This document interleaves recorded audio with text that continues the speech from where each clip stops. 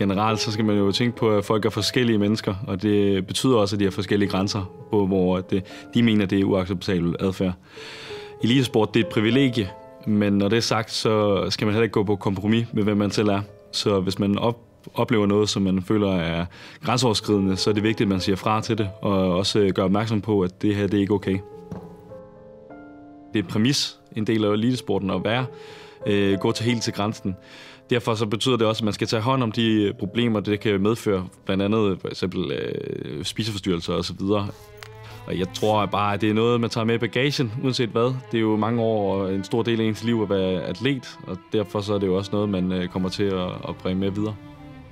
Vi fortjener jo alle sammen at blive behandlet ordentligt, og derfor så skal man også kunne sige fra, når det er. Og det er den tid, som vi er i nu, og hvor vi skal gøre op med det.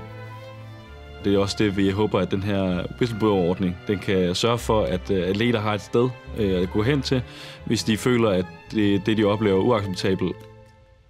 Jeg synes, det er på tide, at det kommer til at ske. Jeg tror, at der måske har været fraholdt nogle personer hvis man ser tilbage i tiden, på at skulle fortælle om, hvad der egentlig er oplevet i deres miljø. Og på den måde, så tror jeg, at det er tid nu, at vi får den her ordning, så vi kan sørge for, at atleter fremover, de får lov til at kunne sige fra, hvis der sker noget uacceptabelt.